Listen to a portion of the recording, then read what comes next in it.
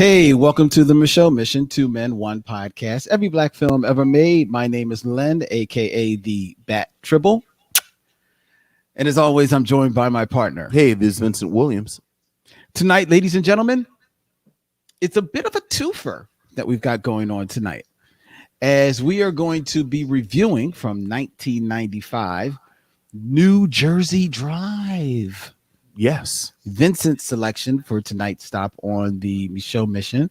But we are also going to share, I hope, because I have thoughts, and I'm assuming Vince has thoughts. We're going to be sharing our thoughts on a new documentary that premiered on Hulu over the weekend, Summer of Soul. Summer of Soul.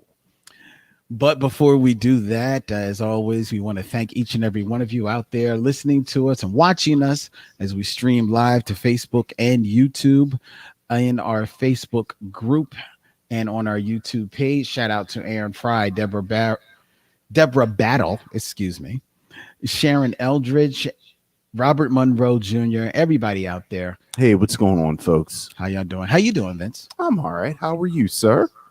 You know, I came in a little rush. It's raining here in the city of brotherly love and sisterly affection, so came in a little hot. Just a little bit. Hopefully everyone is having a good time, and hopefully everybody is hearing us fine. We've got a little situation where we're hearing a little bit of an echo, but hopefully you're not. So if you are, let us know, and if it's bothering you, and we'll take care of it next week, because there's nothing we're going to do about it now. There's nothing we can do about it now. All process, people. All process. Was this the third week? Really? Yeah. This is the third week, and this is the first week with just a review with just you and I. Because remember, the first week was with Toya, which was 3. And then last week was a binge lounge. Oh, that's true. And now this is a review proper. That's very with true. Just the two of us. That's very true.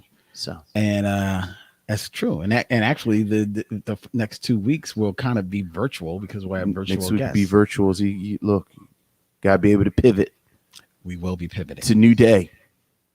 It's a new dawn. And I'm feeling good. All right.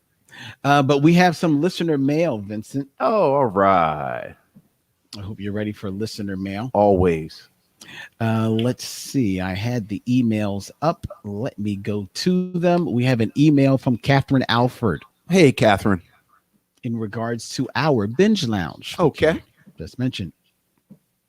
Great show, Len and Vince. I laughed along with you at so many points, but one favorite was when Vincent mocked Margaret Avery as Suge, declaring to her preacher father, "I drinks whiskey now."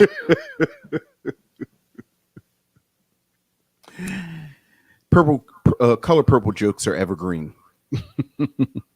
But she also says, "But I must know if you have seen or plan to review Woman in Motion yet, as it has been released to Paramount Plus app. Stay on your mission. It only gets better."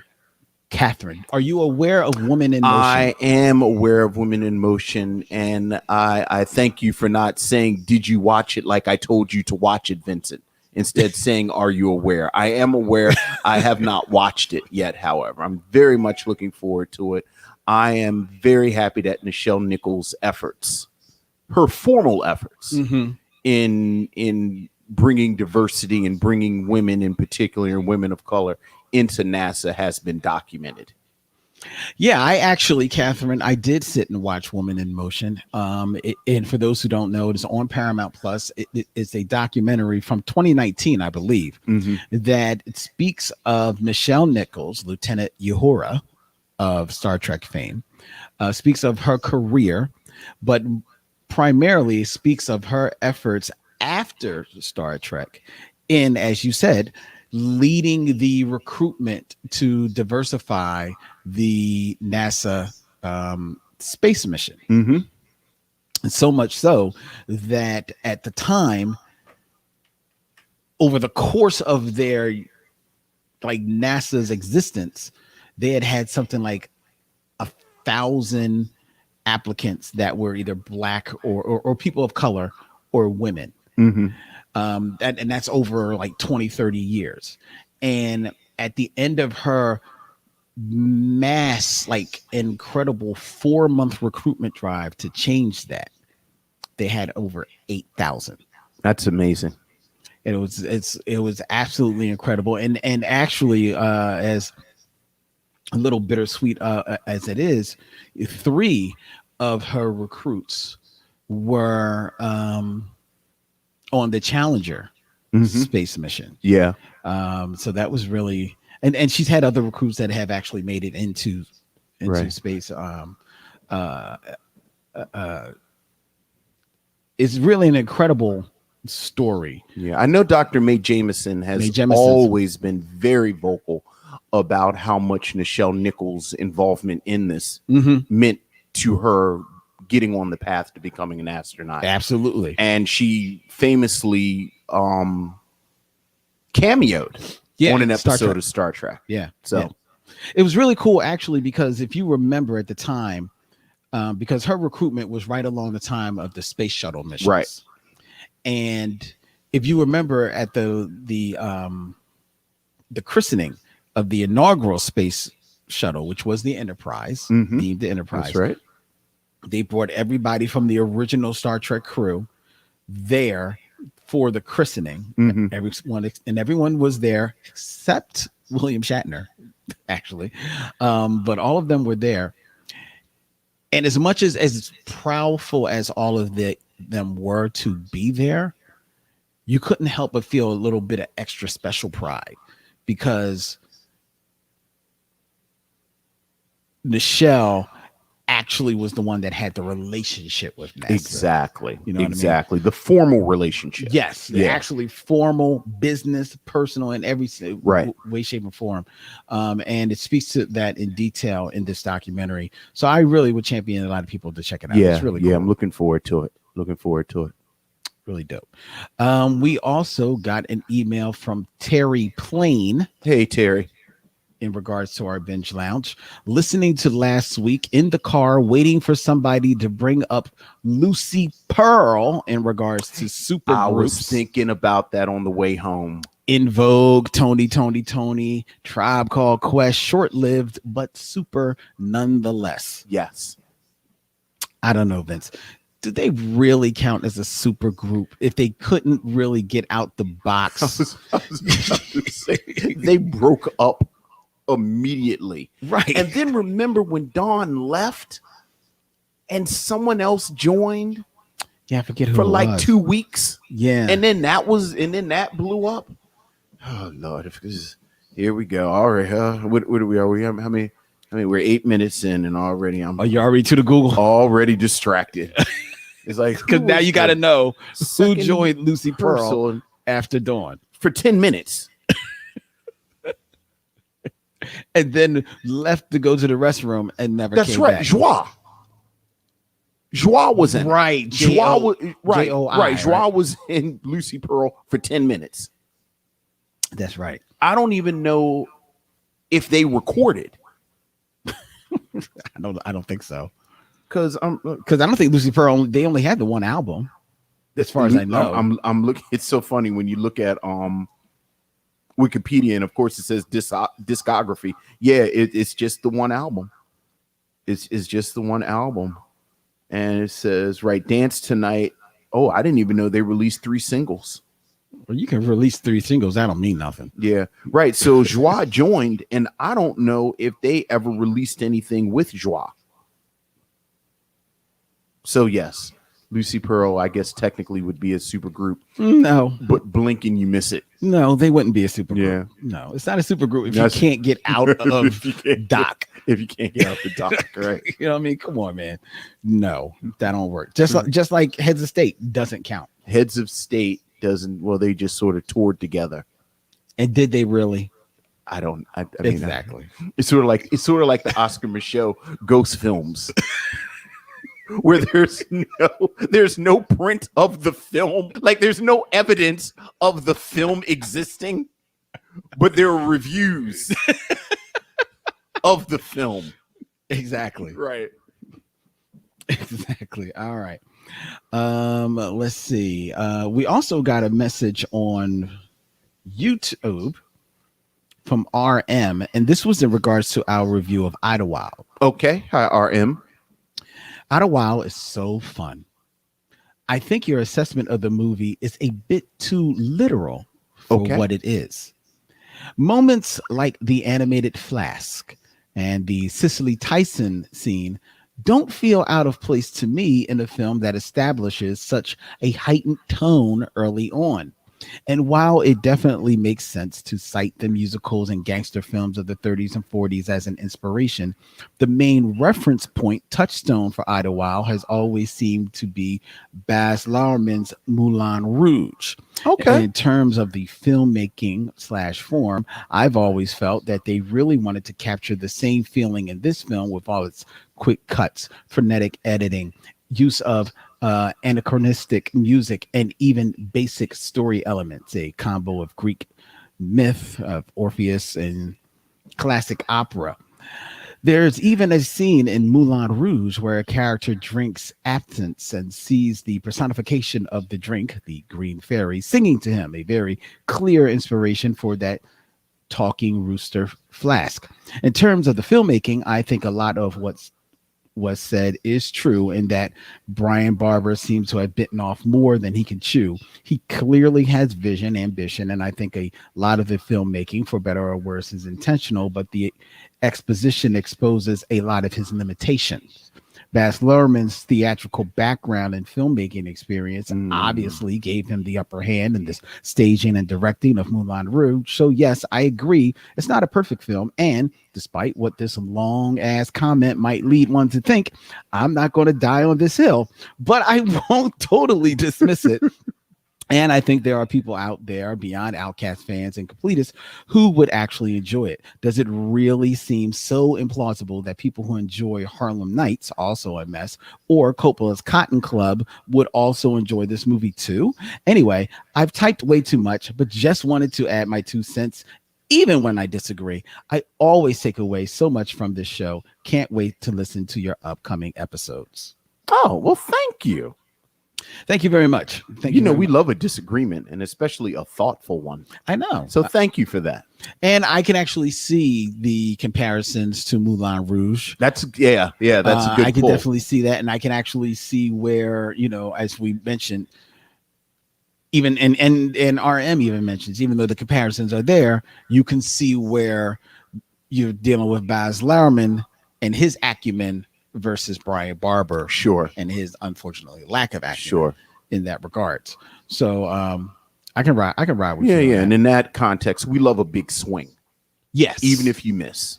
right. So there you go. Right. So there you go. All right. So thank you. Thank you Yes, for the thank very you. thoughtful words. We appreciate it. Okie dokie.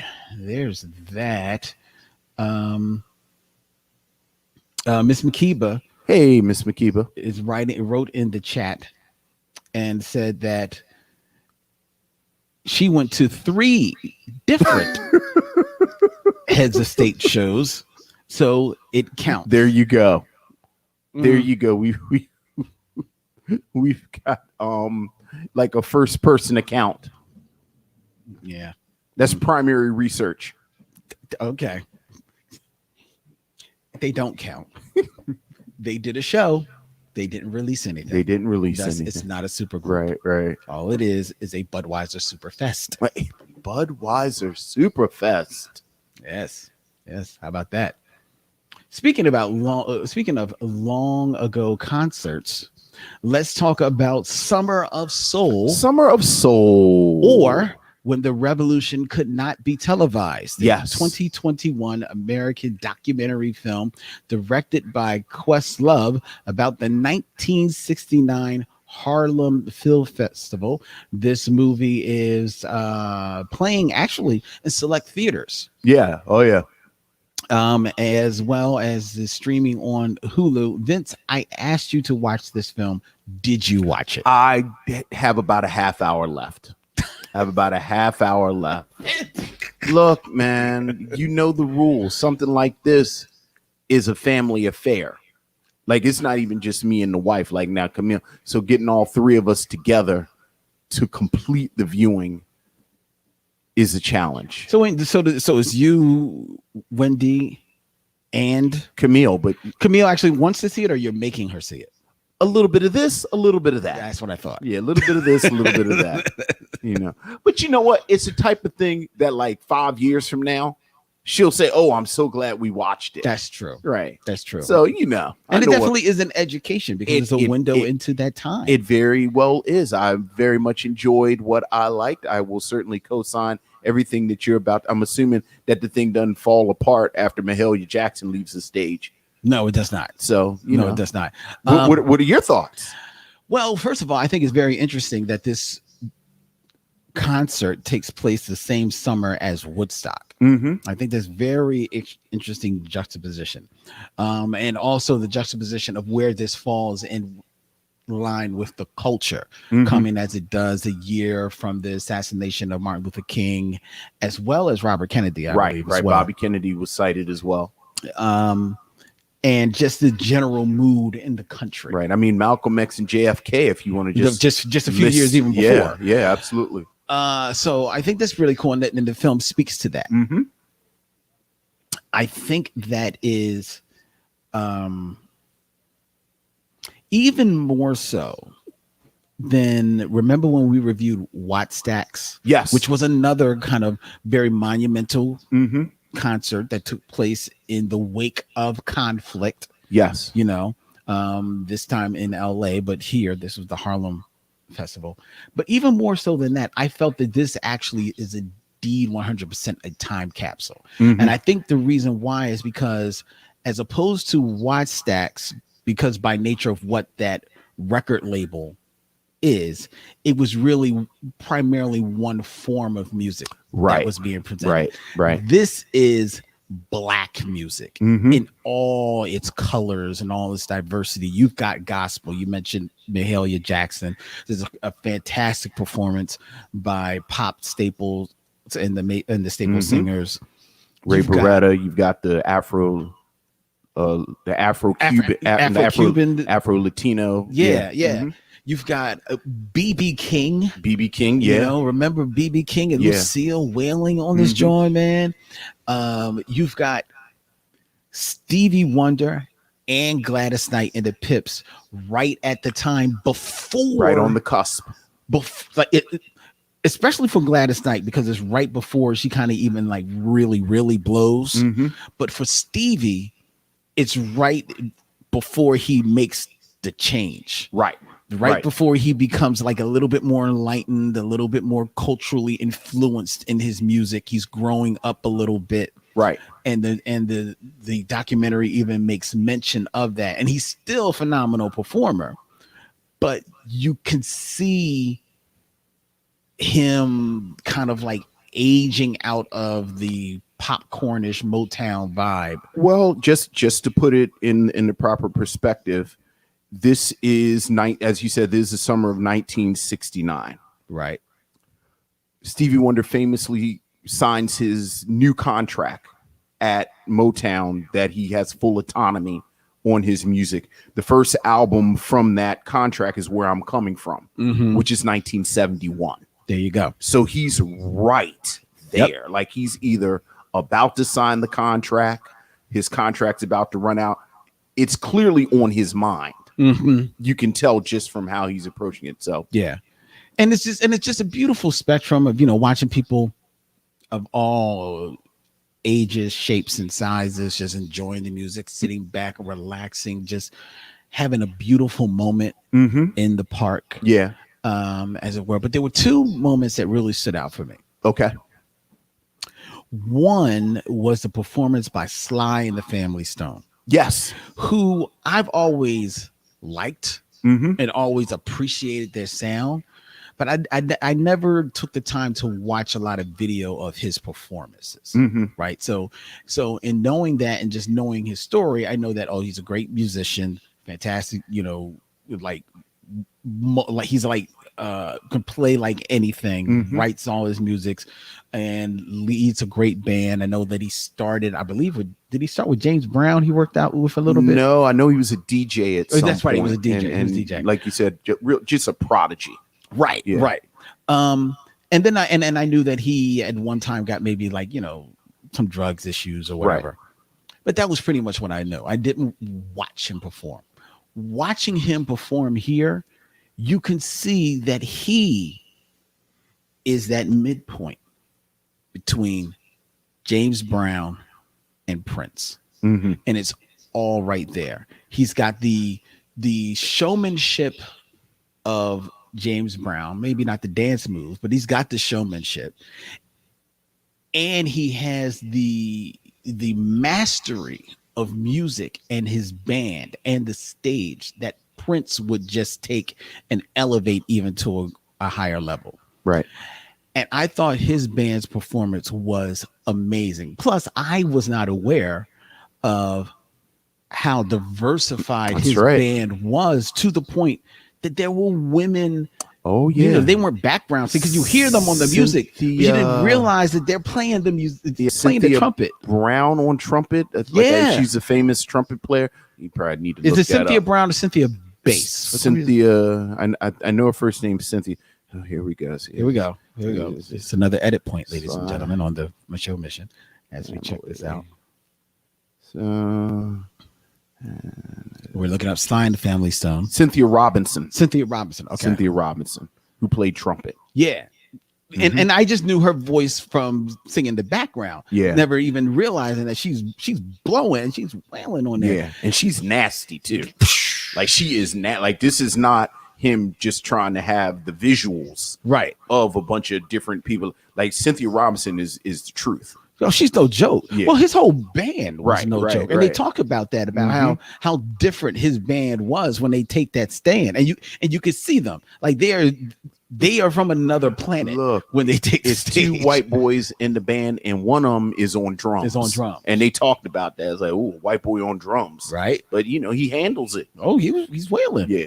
And then there was another moment, and that was with the Fifth Dimension. Yes. The Fifth Dimension come on and they sing their songs, primarily their huge hit, Aquarius, Let the Sun Shine In. And Marilyn McCoo and Billy Davis, famous, now married, I believe. Been married a million years. Right. But they were in the group. You don't have to be and they're star, singing, baby. And they're telling, and while they're singing and they're performing, Marilyn McCoo and Billy Davis are watching themselves because, like they said, this footage had been buried for in somebody's basement for 50 years. Right. Nobody had seen it, even the performers. So this is their first time at really seeing it. And you could see them overcome with the emotion of watching their young selves, because this was right at the cusp of the Fifth Dimension really blowing up as well. Watching their young selves on stage. And Marilyn McCoo is telling this story about how much being on that stage meant to her and them, because of how they were looked at in the Black music world. Right. They were seen like the white Black group. Right. Well, like you said, Age of Aquarius is a song from Hair. Right. So, all the hell going on in the Black communities, and they singing hippie songs. Right. So, So, and watching her talk about, just reliving how much that was a moment of acceptance for her and for the group, from that audience, and how much that meant to her. Right. And you can see her kind of start to well up a little bit. Right. In the present day footage. In the present day. Right. Like she's been Marilyn McCoo forever. And it's still very emotionally affecting. Yeah. And it got me. I felt for her. Yeah. And then they're, along with interviewing the different performers, they're interviewing actually some people who attended the concert. And they're interviewing this one guy who talked about how he fell in love with Marilyn McCoo on stage. Yeah. Right. And I thought it was so precious a moment, because he talks about when she's about to leave, and he's like, he was like, no, you can't go. Right. You can't go. And I was like, dude, I feel you, dog. I've been there. Like when I'm looking at Anita Baker or the Valley Forge, I'm like, where you going? No. Right. Like I was there, and I was like, yo, it was really, really a special. I always wonder about stories because you hear similar stories, and you mentioned Watt Stacks, and there's a similar moment in Watt Stacks with Sammy Davis Jr. That's true. And That's true. unlike That's the Fifth Dimension, there's actually a smattering of boos for Sammy Davis junior You know, at that point, he had hugged Nixon and everything that went along with that. And speaking of Sly and the Family Stone, someone else from that same sort of vein of black music, Jimi Hendrix, used to have this. And I always wonder how much of that is actual truth, like the black audience rejected them, and how much of that was the record company saying it, or because of the programming that goes on with the radio stations, how much of it is because as we saw with this, it was all love. It was all love. And I do, much like you, that really affected me, because you want your people to love you. Right. Like at the end of the day, you do you are true to yourself, but Common has a quote in I think it's Love of My Life, the Roots song, where he says, you know, when we perform, it's just coffee house chicks and white dudes. And I know we went and saw De La Soul years ago, and literally, I think me and Wendy were the only black people in the audience. Where were they? In Baltimore, at Hopkins. So it's like, you know, 200-300 people in the room, and it's 5 black people in the room, and 3 of them are in De La Soul. Right. So you do wonder, you know, and I mean, hell, Questlove and the Roots have talked about that. Yeah, I mean, it's real. I think it is real. I think for Sammy Davis, it definitely was a little bit more. Well, real. Sammy Davis, I probably shouldn't have mentioned. Right. That, like you said, that's a whole special case. Right. But for Marilyn McCoo, I think that definitely is real, because as much as love as they're getting, people are buying their albums. There's a reason they were invited to be there. They are a name. They've got a hit. Right.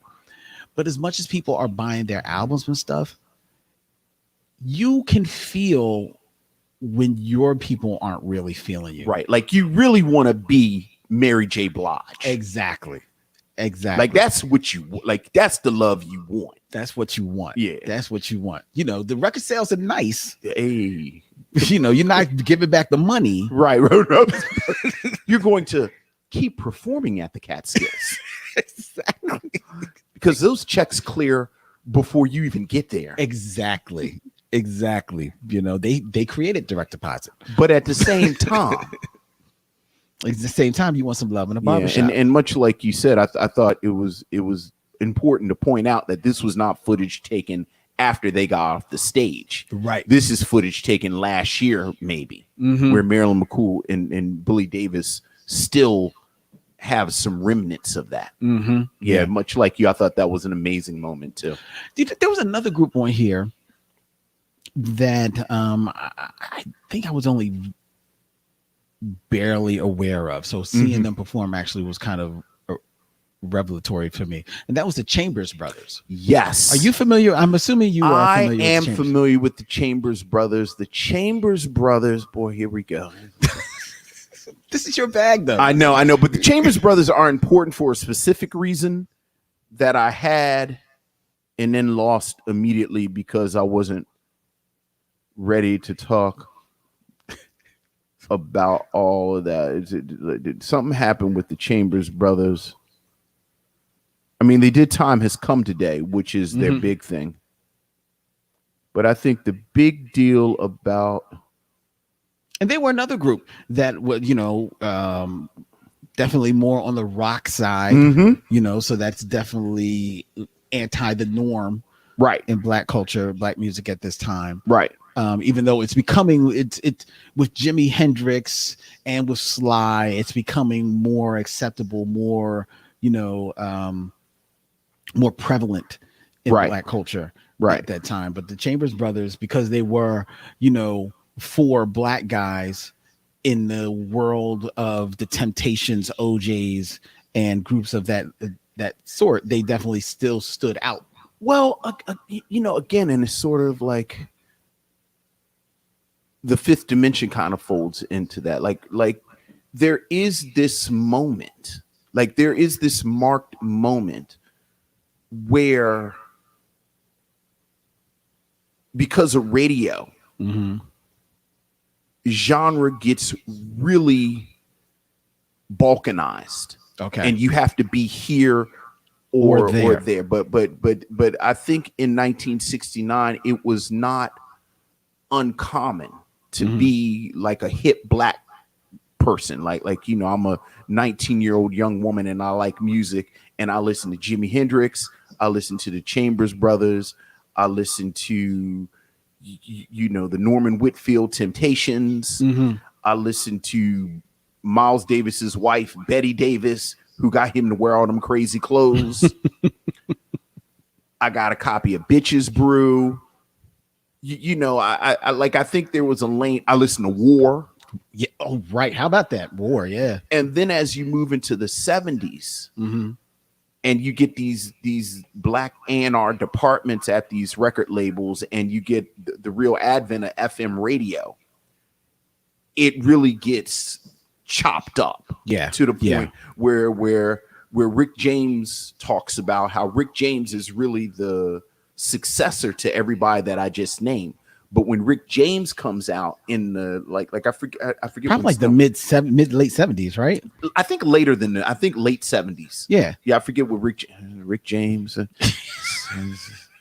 Boy, I tell you, I've known all this, because these years are actually important. These years are actually important when people came. So Rick James's first album is that Cold Blooded? Rick James first. I don't know if that's Cold. I thought it was Stone City Groove was his. No, Come and Get It is 78. Okay. Yeah. Right. Come and Get It is 78. He has a bunch, but then his real breakthrough is Street Songs. Yes. Which is 81. That sounds about, yeah. That sounds, yeah. Okay. Okay. He always talks about there was no real black, like he was the black rock. He was the during his time. When his, like when he, yeah, because he's coming out of disco. Right. And then Prince famously, when he gets signed as part of his contract, he says, don't put me in the black division. I want to be in the rock division, because that's where the money was. So it really is this, again, this artificial part of the business that kind of breaks up something that until that point was very natural and very organic. And again, like if you got an uncle who was 20 in 1970 or 1972, and you listen, I mean, Funkadelic, like you listen to Maggot Brain, and that's just guitar. Let's just, you know, my man playing the guitar. Like it's all like what is rock? Like what is rock?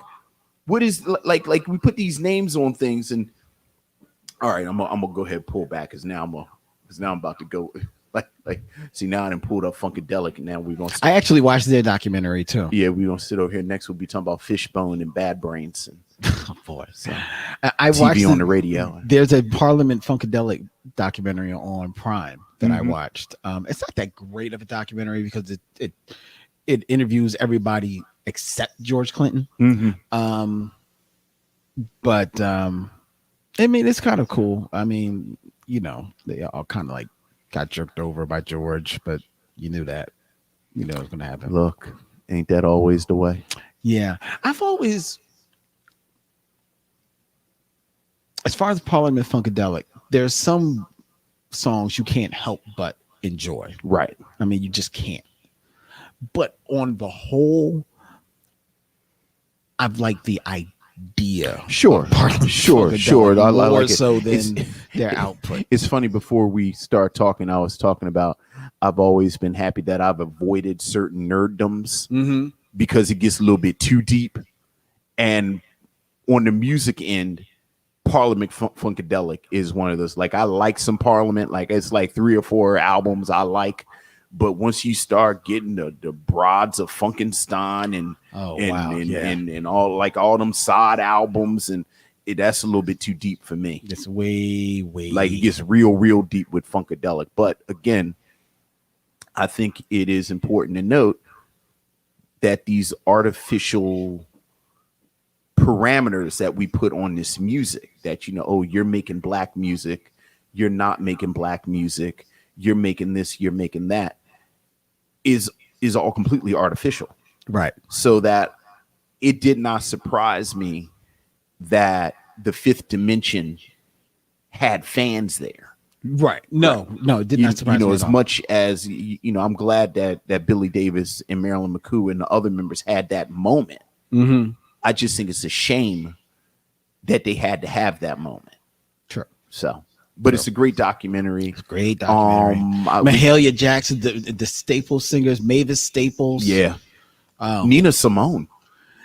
Oh, I see you hadn't. I wasn't sure if you had seen up to that point. The irony is, like you said, this footage has been buried forever. The Nina Simone footage is the only part that has been floating around. Yeah, probably because you got a funny feeling she brought her own people. I've seen that. Well, it's so powerful. Yeah, because that's the premiere of Young, Gifted, and Black. Right. So I've seen that a million times, the Nina Simone footage. I just never knew where it was from. I was listening to someone who, I was talking to someone, actually, a friend of mine, and talking about the documentary, and they hadn't seen it, but I told them about, all the people in there and Nina Simone, and they commented, because it's a white guy, and he's kind of like, just he's learning black by proxy. Sure. And, so he has an appreciation for this stuff.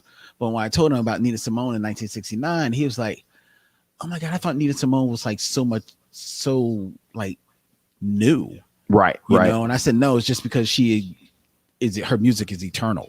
Right. And exactly. You still hear it. That's all. But Nina Simone has been in the game was in the game for a minute, dog. She got some age on her. And like you said, this is the premiere of something like Young, Gifted, and Black, which, almost immediately is iconic. Most definitely. We got people in the chat commenting. Robert Monroe Jr. says that I saw Dizzy Gillespie at the Blue Note in New York City, and my friend and I were the only black audience members. All the other black folks there were on stage or were employees. Oh, we can't even get into jazz. Like, once you start talking about jazz, that's been a problem with jazz since forever. And your brother Damon Williams says, "Oh boy, Funkadelic at times can be every bit rock as Pink Floyd and Led Zeppelin." Absolutely, they can be. Especially since, at least in the case of Zeppelin, they were taking so much stuff from black people. Right. Let's not. Yes. So I invite you, ladies and gentlemen, to go check out Summer of Soul if you have access to Hulu, or check wherever you are locally and see if it's playing in a theater near you. I'll go further and say it's required viewing. I think it's required. Yeah, I can say that. And we all kind of tiptoed around it in the documentary, and I've seen Questlove talk about it, but it's an absolute crime that this is as iconic as the Woodstock concert. That's true, and there are reasons about that which are divulged in the documentary. Right. So that you all develop. I actually want to see, and I don't know how much they go into it, but I want to see the documentary about how so many people thought that this wasn't worthy of being released, because that brother has been trying to get this made. It's 1969, dog. Right. It's as simple as that. No. It's 1969, but it's a long time between 1969 and yesterday. Okay, that's true, but I mean, look. So you try in 1969, you probably are pushing the rock up the hill for, let's say, give them 5 years trying to get it made. That gets them to 1974, 1975. Man got to eat. No. I he hear starts you, doing but other stuff, man. My God, it's like footage of Gladys Knight. She looks like a baby. She don't look nothing like a baby to me. Though. She's so young now. Yes, she legal. Yes, and even though I've always loved them, I grew an even greater appreciation for the Pips. Let me tell you something on here. The Pips ain't never been a game, because the Pips was working, and they filmed them perfectly. You could see them working. They were in sync, but still individual. Each had their own little, style to it. And they definitely, and Gladys, as forever was giving them their props. Like, these are my boys. You know what I mean? Look, I had a running joke. My dream was always to be the third OJ.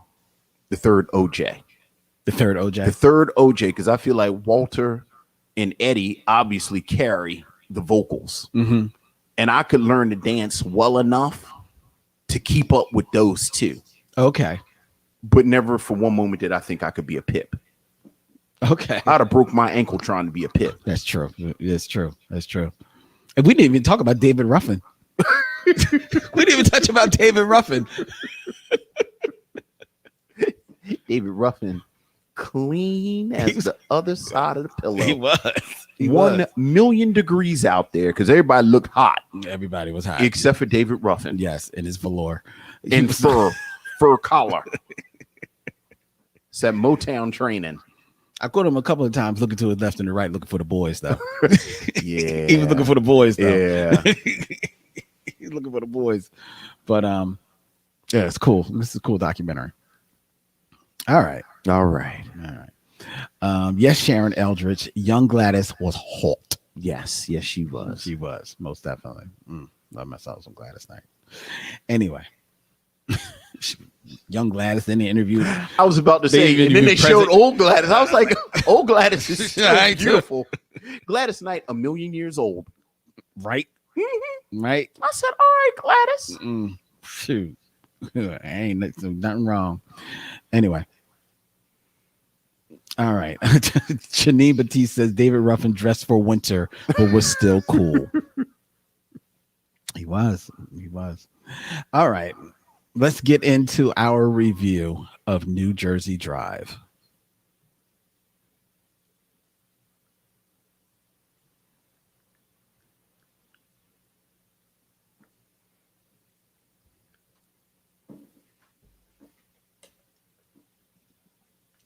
But first, it's time for trailer talk. This is when Vincent and I talk about shit that won't make the show because it'll be cut out. Because the trailer will be playing. Right. So what you want to talk about?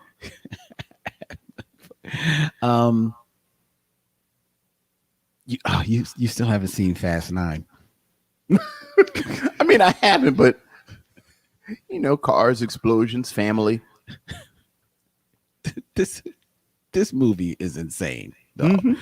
First of all, it's 2.5 fucking hours long. Is it really? It's 2.5 fucking hours long. And this might as well be Fast 9 : Dom Toretto Begins. Because intercut with the current day story are there flashbacks is the backstory of the origin of Dom Toretto. I'm afraid to ask because I'm are the flashbacks in black and white? No, the flashbacks aren't in black and white. Woo, you're gonna make me go to an actual theater. The flashbacks aren't in black and white, right? But there's two different actors that play Dom and his heretofore unseen brother. Yes. In present day, played by John Cena. Because who else will play him? Of course. But back then played by another young guy. And the two guys who play young Dom and his brother are, of course, better actors than Vince. I'm about to call him Vince Vaughn. Vin Diesel and John Cena. But the flashbacks tell the story of the death of Dom's father on the racetrack. So he was also a racer. Did he tell him before he dies, you the first or you last? No, he doesn't do that. He says something. You the first or you last? It's so stupid. It's so stupid. And Dom, because we now have his origin story. Well, if you have an origin, that means that you must develop superpowers. Now, while they don't show him develop superpowers, we learn in this movie that Dom is apparently a mutant, because not only can he, while driving top speed through a minefield, know the exact angle in which to hook his car onto a winch, Yes. so that it can bungee jump across a cavern. Oh yeah, that can happen. Physics. About a mile wide. Are you a physicist? Do you know physics? I don't know physics. Case closed. Dom knows physics. That's right. But Dom also, Vince, I don't know if you're aware of this, somewhere in his lineage was struck by gamma rays. Okay. Because when put upon by not one, not two, not three, not four, not five, 20 men. Yes. Beating, kicking. Yes. 20 men. On Dom. Yes. He, and only Dom. Yes. Is able to stand up in the midst of these fisticuffs. Yes. Grab onto two huge chains. Yes. And pull a ceiling of cement and bricks. Yes. Down upon the 20 men and himself, and live to tell the story. Well, see, this is where you're wrong. You said he was by himself, but he wasn't by himself. Because he had 20 men around him. Because he had family in his heart, and the power of family. Why would you go into a Fast and Furious movie looking for some type of actual reality? It's a Fast and Furious movie. It's the 9th one. It's not that you're looking for reality. But what? You're looking for what?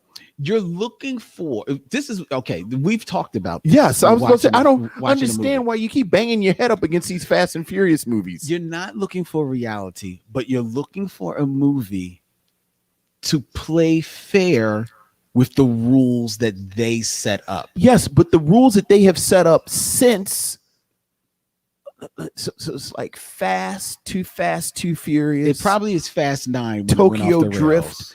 No, I think the Fast and the Furious is when it starts, where they just say, you know what? Is that the fourth one? Like the fourth one, they're like, look, we just going balls to the wall with this thing.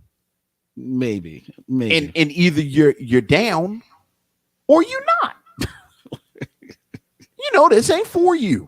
Be down or lay down. Right. Like I'm sure they're playing Moonlight at some art house somewhere next door. A fine film. One of my favorite films. One of my favorite films. We are on record, well documented how much we love Moonlight. Very true. But I also love the Fast and Furious films. And I don't go into them looking for Moonlight. I don't go into looking for Moonlight either, but I look for it to play fair with the rules of the universe in which they set it up. The rules are, they are mutants that can make cars, and the laws of physics do anything because of the power of family. Those are the rules. Now, the family goes to space. Do you know that, man? I do know that they went to space, and I'm very, very happy that they've actually went ahead and plucked that particular cherry. Because now that they're in space, now we can get aliens. If they fight aliens, I'm going to be family. I don't know. That might be the road too far for me. Like if they fight aliens, how about if they travel in time? Because now you said they've set it up that they've got these younger actors. Maybe Dom will go in the past and interact with his younger self. Can I tell you something that's super funny? Did you watch Young Rock? No. Surprisingly No. entertaining. I'm not watching Young Rock. Surprisingly entertaining, but it's relevant to this conversation because the series covers 3 time periods in I don't the even know Rock's life. where is Young Rock. It's like NBC. I don't watch network TV. So it's like Rock is a little boy, Rock in high school, and Rock in college. Oh, jeez. And then The Rock has a really interesting life story. Like, it's super. Is it his real story? Like, is Rocky his Rocky? Yes, yeah. Rocky pop? Johnson is a character in the Okay. and like all the wrestlers are there. Like, it's super interesting. Okay. Anyway, the actor who plays Rock, as I think in college, Rock is playing Black Adam. Yes. In this movie coming out, apparently there are going to be flashbacks of Black Adam as a younger man. And the actor who plays young Rock is going to play young Black Adam. That's nice. It is nice. I feel like this might be his little career. Like, everything that The Rock is in, The Rock can have a flashback. Because the dude looks like Rock. He does. He looks like Rock as a young man. And I was like, get your check. It's not a bad career. Get your check. If Ice Cube's son, who doesn't need any money because he's Ice Cube's son, was smart, he'd be trying to make prequels to everything. Little Babies in the Hood. Right. Friday Before Last. Barber Stand. The Day Before Friday. Right. Exactly. Barber Stand. Right. Barber College. Right. Exactly. Garden Snake. Can we do Anaconda? When we were there. I guess we can't do Anaconda. That's not a black movie, is it? No. Just to talk about, they got snakes out here this big. It's like, Ice Cube. Ice Cube is acting. It's the greatest line in the whole movie. He's in the Amazon rainforest. He's a big ass snake. And he says what many of us would say who hadn't read a book about the rainforest. That's very true. You want to do the movie now? You weren't ready for Anaconda? You need to always be ready for Anaconda. I just started getting ready for Lethal Weapon 2. Now I've got to be able to. They got snakes out here that's big. And then, like the Five Bloods, you watch it and they'll fall out a tree on you. Do you know how pissed I would be if an anaconda jumped on me out of a tree? Yes. Like, obviously you're scared, but it's like, what is this? Like, how is this how I die? Yeah, because one, how did the anaconda sneak up on you? Well, right. I mean, It's like it's as big as the tree. you're in the rainforest. I'm assuming there's a lot going on. It's frogs, birds. It's frogs and birds. Various other animals that would be in the rainforest. Oh my God. There are frogs and birds and it's like the first season of Gilligan's Island where they didn't say the professor and Marianne. They say, and all the rest. And all the rest.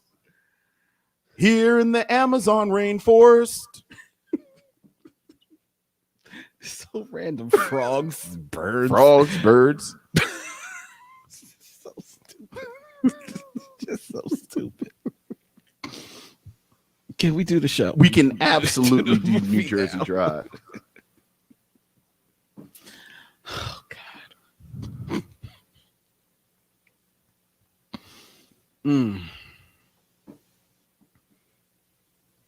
You know what Ice Cube film I wish we could review though?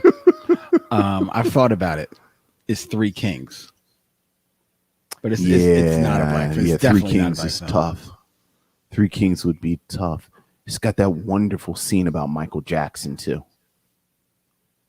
I haven't even seen it in so long. I don't remember. Remember where the terrorists flick off and talk about how America is racist. And, that's right. Why did you make Michael Jackson hate himself? That's right. Yeah.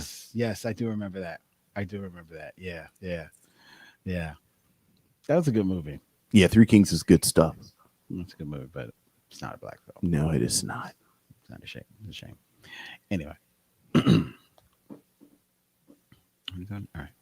New Jersey Drive from 1995, written and directed by Nick Gomez. The story: Jason, played by Sharon Corley, and Midget, played by Gabrielle Cassius, are two black teenagers living in Newark and boosting cars until it gets real.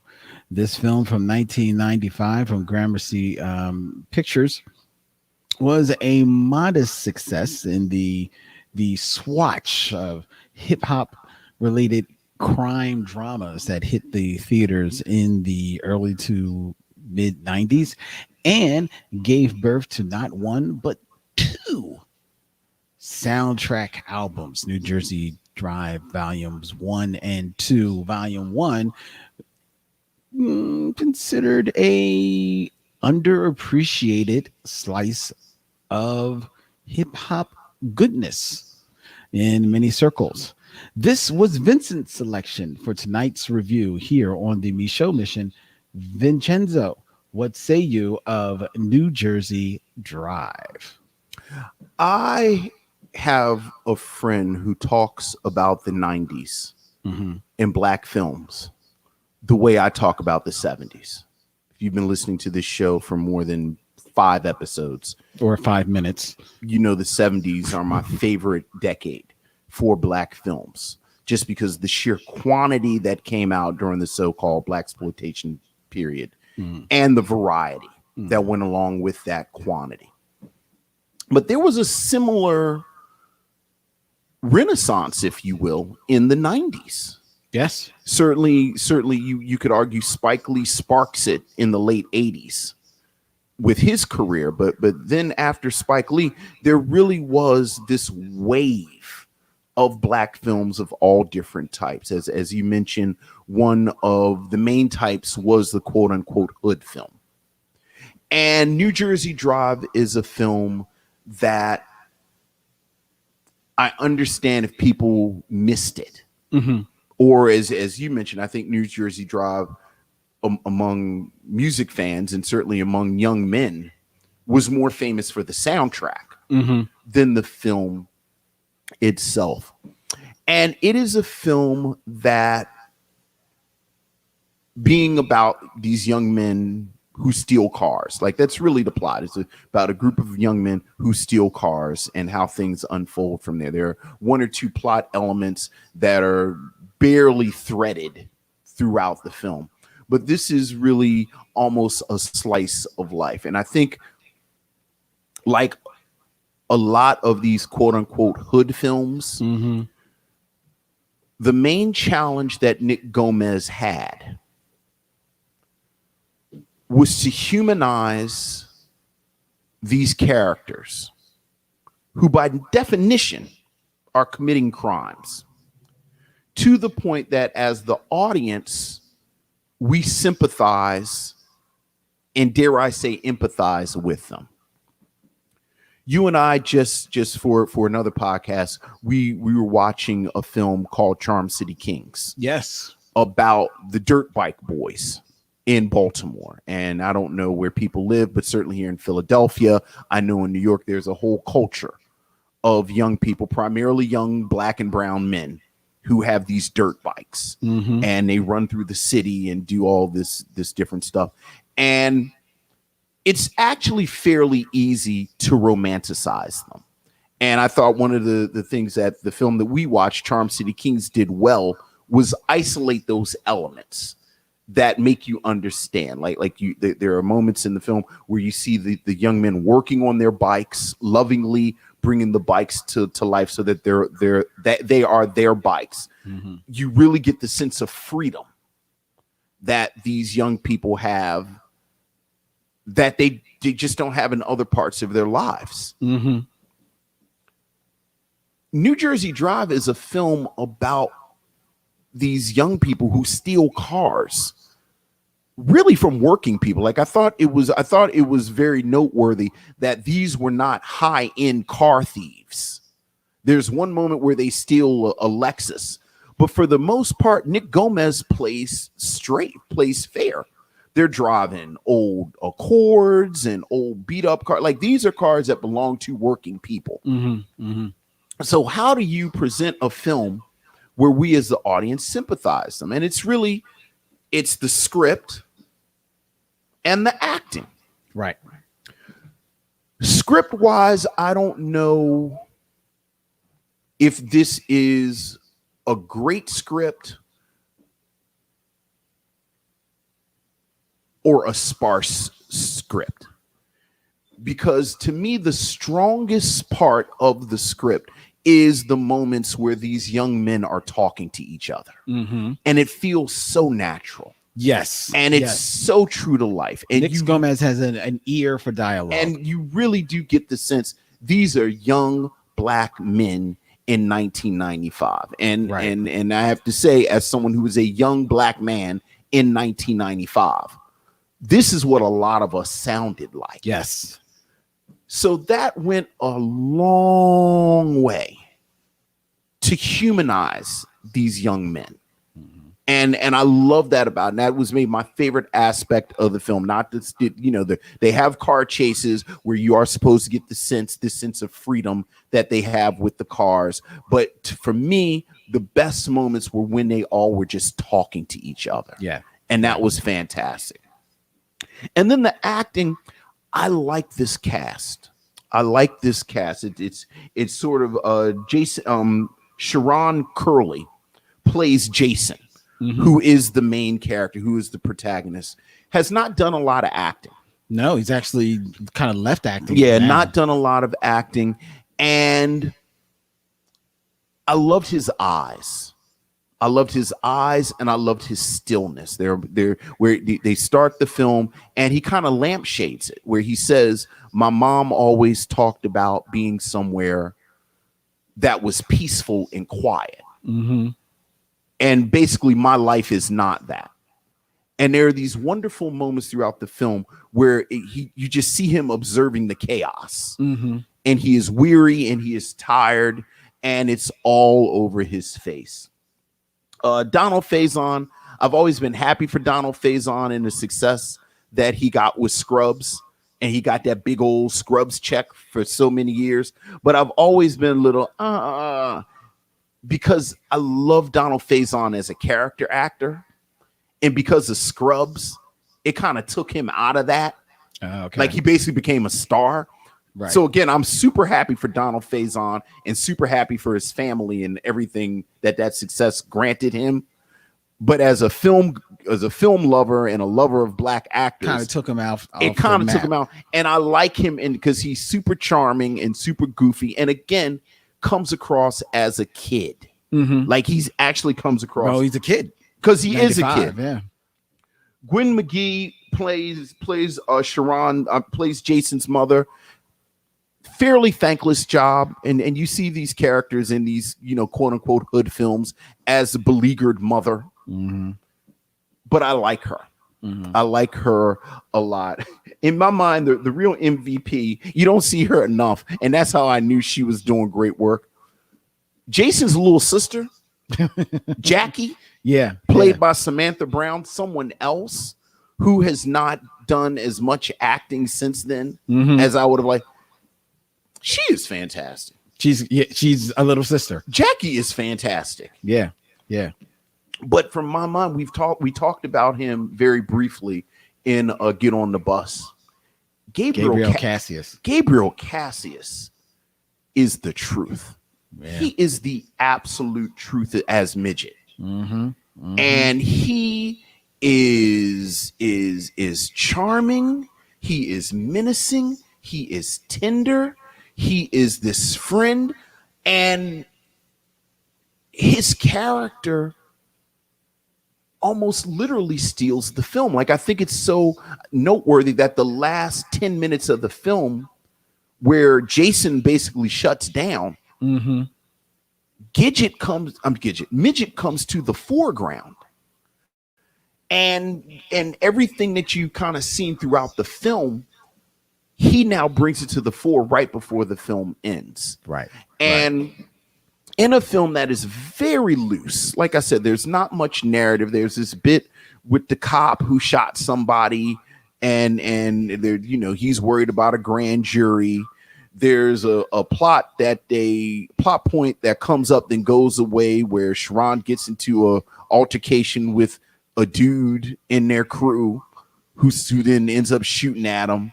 Yeah, and that had something to do with his sister. That had something to do with Jackie, right. But that doesn't really go anywhere. There's the beginnings of a spark with the family situation. Yes. Where his mother is getting married to a guy who, I actually said this about a couple of characters in here. He's an asshole, but he's not wrong. Yeah. Like he's saying stuff and I don't really disagree with what he's saying. I just don't like how he's saying it because you've been with Sharon this whole time. Yeah, I didn't really see him as an asshole actually, but I mean, look, he's a dude marrying his mom. Okay, that makes him an asshole too. Right, because we're looking at it from Sharon's point of view. Yeah. Like I'm 16, 17 years old, just a dude marrying my mom. And I thought it was great. Like he wasn't abusive. Mm-hmm. He wasn't taking advantage of any. Like he just the dude marrying your mom. Right. So you kind of understand why Sharon doesn't really feel that way. But I like this movie. I'm not really ready to fight for it that hard, but I like this movie. I think if there's one thing that I would recommend the most, this is one of the better highlights or better showcases rather for Gabriel Cassius. Oh, most definitely. So if anything, I would recommend it just most definitely for him. But it's not, it's not bad. You talk about how he almost steals the film. This is almost akin to Tupac and Fresh, where when he first comes up on screen, you notice him, and you're like, oh, he's doing something interesting. I'm not quite sure, but he's doing something interesting. And then the next thing you notice, you haven't taken your eyes off him the rest of the movie, right? And I don't think he necessarily has Tupac's magnetism. I mean, very few human beings ever did. Right. But he's not far off, especially in this film. Right. And to be fair, he is up against people who probably are not maybe at his caliber of acting, so it helps to shine a little bit as opposed to, Tupac, who was going up against Omar Epps, who's, Omar's no slouch. Right. But yeah, as someone who had never seen this film, to watch it, the dialogue, like I said, we mentioned about Nick Gomez's ear for dialogue comes off. This just sounds 100% authentic. This maybe sounds more authentic than most, quote unquote street films that I've ever seen, because it does sound exactly like what's outside on your stoop. To the degree, though, that as bare bones as the plot is, some of the plot details get lost in the vernacular, the slang, the patois of Newark, that if you don't know it, you may miss actually what's being said, actually what's going on. I saw a note doing research on this that no film in the history of Hollywood has used the phrase, you know what I'm saying, as much as New Jersey Drive. With the irony being part of the audience didn't know what they had no idea what they were saying. You keep asking me. I don't know. I do not. Could you please repeat? But now we've moved on. So I think that but me, I'm catching it. I'm digging it. You speak fluent 1995 Newark. Yes, I was right there with them. Right. But the other thing that makes it feel authentic is, as bare bones as the story is, it is the story of the street. It's wash, rinse, repeat. It's the same things. These guys just living on the street outside hanging with the boys, see some cars, steal the cars, get caught by the cops rough them up, maybe go to jail, maybe because they young, go home, let mom scream at you, wake up. Now what we gonna do? Let's go back on a corner. Let's go steal a car. Let's get run from the cop. Right. And that cycle repeats in this film.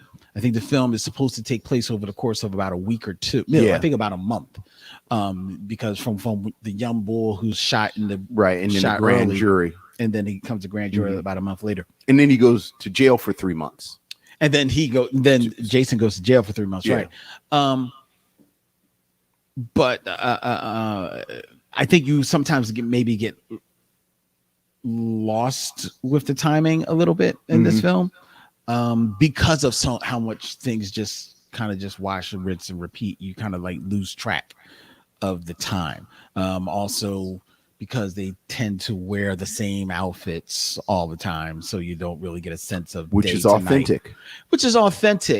The only one time that it really threw me off, and this does happen, I guess, is that for the most part they're wearing jackets and hoodies and jeans and caps, but then there's this one scene where everybody's got on tank tops. Like the bull pulls up in a tank top, girl sitting outside and like short sleeves and chilling, and it's like, okay, I'm like, oh, it's summer. But then the very next scene, which I'm led to believe is later that day, everybody's back in the sweatshirts and caps and stuff. So it threw me off of that. Just, and that's a very small detail, but it did throw me off a little bit on the timing of it. But overall, I did enjoy the film. I do think the bare bones of the plot hurts it a little bit, in that it tend to meander a little bit, and almost like in search of when to move on to the natural finish line. Like, we get it. This one cop, Roscoe, is a bad cop. We get it. And we've seen 2 or 3 examples of him being an asshole of a cop. We don't need the 6 more examples of him being an asshole cop that come after that, before he gets his comeuppance. Right. And even then, we don't even get the satisfaction of really seeing him get his comeuppance. So that's a little bit of a letdown. I felt that Nick Gomez, as much as he has an ear for dialogue, I think he has a way of painting pictures with his scenes. You spoke about the scenes where the guys are just talking to one another. There are times when they're talking to one another and they're just in silhouette, and all you can see is just their bottles of beer as they pour out a little for boys that are left and drink it, or their silhouette inside their cars as they're driving through. And those are very evocative pictures that he is painting. He does have a way of staging things that's pretty tight. He gives us, it doesn't do anything for anybody else, but for a huge Heavy D fan, I love just the one Heavy D scene, seeing Heavy D just be just a big. I just love just seeing Heavy D again. But even that, though, is a plot point that sounds like it could be something interesting, but then it's never like this sense that if like the local drug dealer also doesn't want you stealing cars, and causing a lot of ruckus, because that brings the police, Right. And I remembered Heavy D playing that character. I thought he was in it more.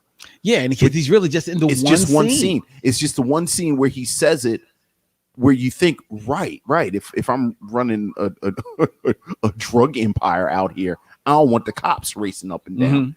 And then nothing happens with it. Yeah, because not only is Heavy D never mentioned, is never in the movie again, but even that particular point, it's not even mentioned again.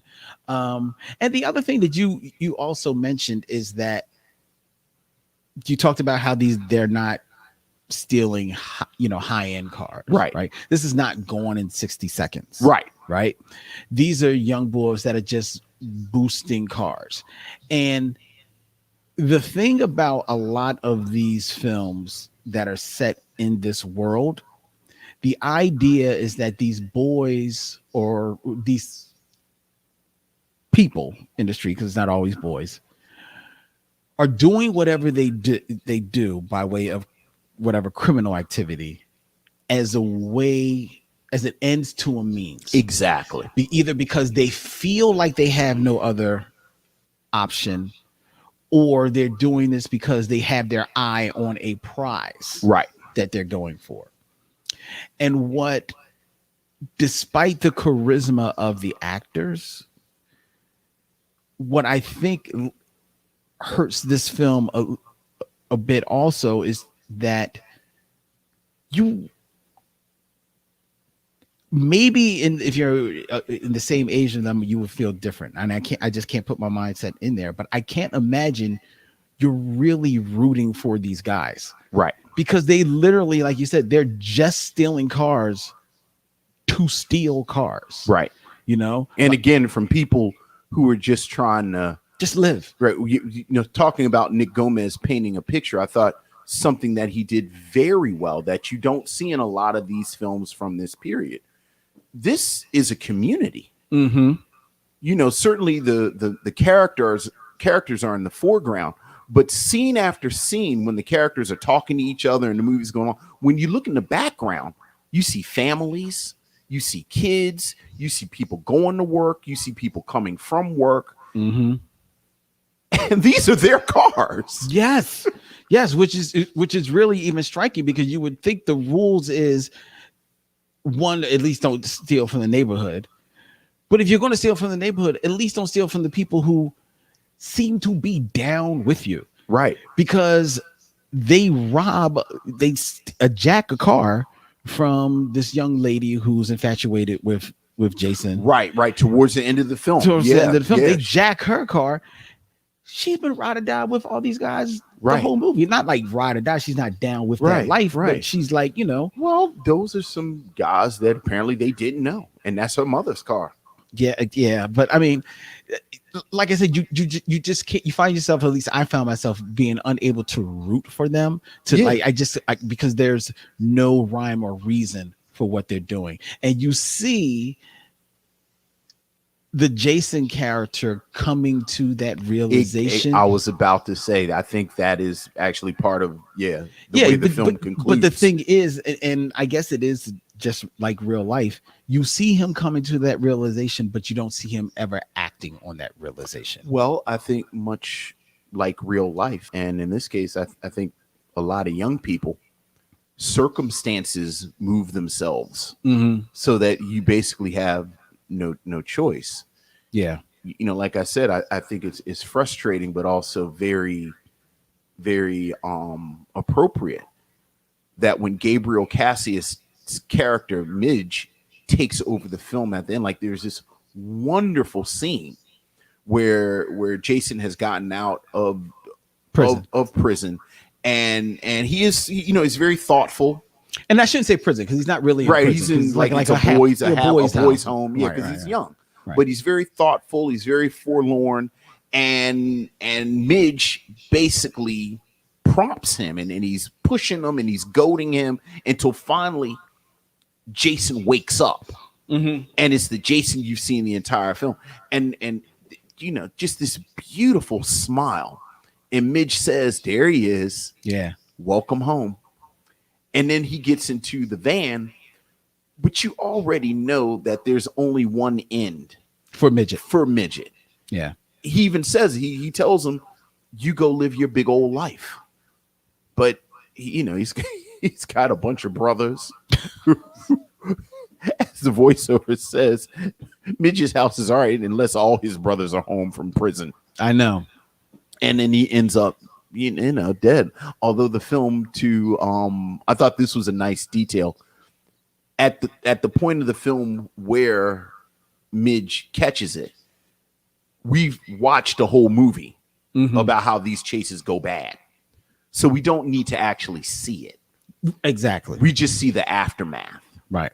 Which is very provocatively filmed. And very effective. Very effective. Yeah. So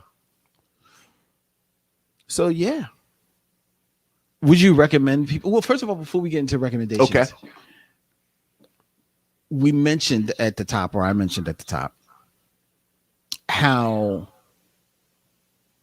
how much a lot of people appreciate the soundtrack Yes. to New Jersey Yes. Drive. Were you also a fan of this? I was a soundtrack? fan of the soundtrack. I must say, of the 90s hip hop soundtracks, this was not one of my favorites. But I definitely own both volumes. See, I didn't own both volumes. I owned volume 1, which the big hit off of it was "Can You See?" Yes. Total with Yeah. Biggie Smalls. Yeah. But it actually had like, I mean, everybody is on this joint. I mean, I always just go to Redman. Redman, Where Am I? Lords of the Underground. Lords of the Underground Definitely got their start on here. Nice moment on here, yeah. You know, Heavy D got a track. Outkast got a track. Queen Latifah. You hear Queen Latifah's track at the end of the movie. Reppin' Jersey, of course. Most definitely. It's a cool soundtrack. The music of the film is definitely got like the score of the film is like hip hop. It's like break beats and everything like that. And I think they're nicely done. They're nicely layered within the framework of the movie. Actually a hip hop film. Yeah. Like just in every sense sense and everything. And one thing that we haven't mentioned, another reason this film has always sort of been on my radar, this is one of that small group of films, Tales from the Hood, Drop Squad, that were 40 Acres and a Mule productions. Right, produced by Spike Lee. And it's something that I really wish he would have kept doing. Like, kind of like, I'm not directing it. This isn't my movie, but I like what they're doing. I'm gonna help you get it financed. We'll put it under my banner, and we put it out. And I love this moment. Like, I really, when I was deciding which film to do, I went back and forth between this and Drop Squad, and I chose this. But I love that, and again, I wish it was something that you saw more of. You see, Ava DuVernay is kind of doing this a little bit, where I've gotten this success, I've gotten this acclaim, and now I'm just going to try and give other people shine. Yeah. So yeah. Just, you know, we talked about Gabriel Cassius, who would go on to be in Get on the Bus, as well as a few other pieces of work. He was in I think he was in Black Hawk Down as well. He pops up, he's in TV work, and yeah. And Nick Gomez, even though he hasn't done his filmography as far as films, is not large, but he definitely has done quite a number of credits on television, and on some very illustrious work on The Sopranos, The Shield, Law and Order SVU. You know how many people love Law and Order SVU, and also on a huge favorite of ours, The Expanse. So he's done some very good work. Actually, he did some work on Daredevil as well. The Netflix series. Yeah. Bravo. I also want to give some love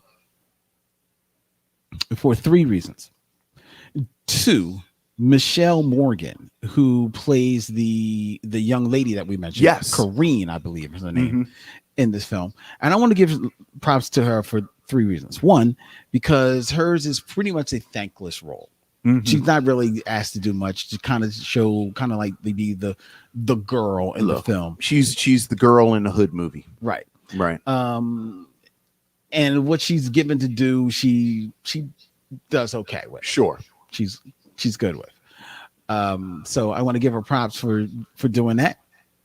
Doing it okay. I'm going to give her props for being, you know, here is, as I always tell my friend Ariel, here's my man moment. Yes. She is a beautiful woman. Yes. The second she was on screen, like she's like in the background for a second on the screen before she come, like as she's walking in, and I noticed her immediately in the background. Well, again, talking about the script and how real it is, she perfectly embodies the cute girl who knows she's cute. Like that moment when she walks past a group of boys and she says hi to them, and you hear it all in the hello. that this is the best part of their day, Yes. and then she keeps it moving. Yeah. It's the best part of my day that day. But three, I want to give her props for the third reason. Okay. And I don't know how much of this is she bears the credit for, or it's the stylist. The hairstyle that she wears in this film, which is kind of like, I don't know. I'm sure there's a name for it. It's kind of like, it's like pressed almost like Sure. on her, with a bang. I know you're not looking to me for answers. I know. Okay. All right. And I couldn't illustrate it if I Right. wanted to in words. Right. Because that was, I don't know what you were doing just now with your hand. I don't know if you were voguing or like, I don't know what that was, but I forgot we're on camera, and like people are looking at me. I was like, "What is he doing?" But go ahead. Len's having a stroke, right? You liked her hair. I liked her hair, but it was a hairstyle that I've always liked. Okay, and I never would see it a lot, but whenever I would see it, I always appreciate it. Right, but then you do that thing with your hands, and it would scare them. And the next day they change Hey girl, it. Hey, I like this. Come on, you're doing you like, I don't know what all that was, but you was hey Keisha. And you would, because like when you're men our age, it was like a million black girls named Keisha. And you was like, hey Keisha, and then you would do that, and it would scare her. Yes, yeah. So yes, I've never dated a woman with that hairstyle. Well, and now we know why. Now we know. No real Hardy Boy mystery there. 300 years from now, when they're doing some research on the Micheaux mission and trying to unravel mysteries, that will not be one of them.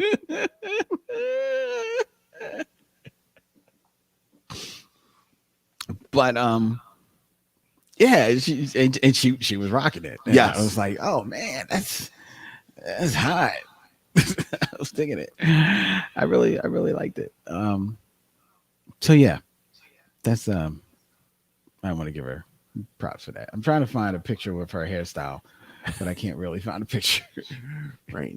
Now your search engine's about to be all sketchy. It's about to be sketchy. You're looking up like 16-year-old girl hairstyles. That's no good, man. That's no good. Your old ass over there looking up. That's no good at all. I can't find her. I found a picture. I got a picture. I'm gonna put it. I want to put it. Show it to the people on Facebook, so that they can see it, and so that you can see it, Vince. I saw it. Yeah, but the people on all right. So for the people on Facebook, and we actually just spent almost an hour talking about me seeing it. Do you know what it is we do here? Wait a minute. I'm gonna put this up, ladies and gentlemen. I found it. So I'm gonna put it up. Just give me a moment.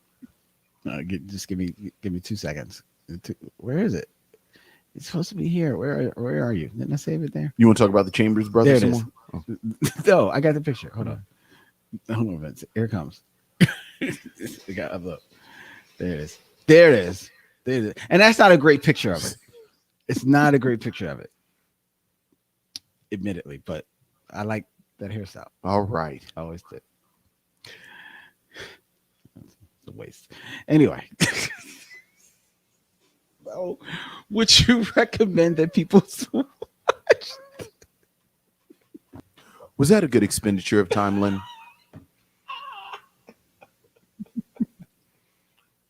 Will you do your post-op of this episode and you're editing it? This will probably be you on the ground with trailer talk. Right. I would recommend it. I would recommend New Jersey Drive. You've actually made a stronger case than I was going to make. I think as an example of Nick Gomez's work, I think as an example of a film from this period, again, Gabriel Cassius gives the best performance in the film, but this is a film with solid performances across the board. The dialogue is fantastic. I just mentioned Nick Gomez's work, but on both ends, both his pen and his camera. So I would recommend it. I would recommend it. I would recommend New Jersey Drive too. I think it's a solid film. It's well paced. Like I said, it meanders a little bit, Yeah. but it meanders in the way that life meanders. And because you're kind of riveting, and also just it's kind of, unfortunately, like life, you keep seeing how from day to day, scene to scene, as much as things stay the same, unfortunately, what is changing is that somebody else is not here. Right. And that just kind of like, as that starts to total up, it really becomes striking Right. in this film. But I would definitely recommend it, New Jersey Drive. Yeah. It's kind of really gallows humor. But whenever we look at these films now, and you kind of know the way these films work, I always look for the shot in like the first 15 minutes that I know they're going to reference at the end of the film when half of the people in the shot are dead. Yeah. And it's always that group shot walking down the street. They're walking down the street and they're laughing and they're having a good time. And it's like, yeah, this is a moment they're going to reference right before the credits. Yeah. As back when things were simpler. That's true. That's true. Or is that scene at the beginning of your first day of college when you're in the auditorium and you look to your left? You know, they don't do that anymore. That's good. I told my students about that and they were horrified. Yeah. They could not believe that they used to do that, but they absolutely used to do it. And for our younger missionaries, what we're saying, when freshman orientation, they would sit all the freshmen in the room and they would say, look to your left, look to your right. One of those people will not be here next year. That's right. And it was 100% correct. It was. It was. But it wasn't cool. No, it wasn't. It wasn't cool. It wasn't cool. The woman would come out in that old fancy wig and say, may the odds be ever in your favor. Let the Hunger Games begin. And then the doors would open up. Yeah. And we're not talking about the 60s and 70s. No. We're talking about the 80s and the 90s, ladies and gentlemen. And then the first gauntlet was that dude sitting at the table giving everybody credit cards. Yep. Yep. Something else they don't do anymore. Yeah. I think that's against the law. Yeah. You can't come onto the campus. Right. And think about that. Yeah, but that's where you've got that real suspicious looking hot dog truck across the street. It's just steam. There's no hot dogs. It's just steam. Right. Wet credit cards. Wet credit cards. Get your wet credit cards. But yes, New Jersey Drive. I fell victim to that. I ain't on front. Bloomingdale's. Anyway, before we tell you what we're going to be reviewing next week, ladies and gentlemen, with a very, very, very special guest, we invite you to check out the Micheaux Mission, MicheauxMission.com, 2 Men, 1 podcast, every black film ever made. Go to MicheauxMission.com and hit swag to check out all of our cool designs available to you from our good friends at TeePublic. Email the Micheaux Mission at MicheauxMission@gmail.com, MicheauxMission, and like and follow and subscribe to the Micheaux Mission on Instagram, Facebook, Twitter, as well as YouTube at Micheaux Mission, which is a proud member of The Podglomerate, curated podcast for your earbuds, thepodglomerate.com. The Podglomerate, they make podcasts work. All right. Next week, ladies and gentlemen, the Micheaux Mission are going to be broadcasting on a very special day. We're going to be broadcasting on Monday, July 12th, at our regular time, 7 p.m. But on Monday, July 12th, we're going to be broadcasting, and we're going to have a very, very special guest. You know her as a finalist from American Idol season 6, and she is going on to have a fantastic career as a singer, songwriter, and performer all over the world. Vincent and I will be sitting down with Melinda Doolittle to review Annie, from 2014, starring Jamie Foxx and featuring Quan, Quan, Quavagene Wallace. Quavagene Wallace. Thank you. I needed someone to say it because I couldn't remember it. Quavagene Wallace. Yes. And Jamie Foxx and Annie from 2014 as we sit down with Melinda Doolittle. I'm going to try and get Vincent. Melinda, I know from a couple of other podcasts that she has done. Mm-hmm. She likes to do podcasts from home. Okay. Chill at home. All right. Maybe she won't be doing this because it's the summer, but over the winter, she would like to do podcasts. You know, people get nice and comfy. She would do it in a onesie. So I was going to see if whether or not she is going to be wearing a onesie for our review on Monday. And if so, to see if you, Vincent, I'm not wearing a onesie, would also wear a onesie to do the review. I probably should have let you finish the sentence that you already knew the answer to. You're not. No, you know I don't dress up. Dungeons and Dragons, Star Trek, cosplay, the super. Your own live events. No, you don't dress up. You don't dress up. You don't dress up. Yes. Yes. Well, if Melinda, you can wear one now. I'm about to say, you wear one. If she is down with wearing a onesie, then I too will wear a onesie. Y'all can be onesie twinsies.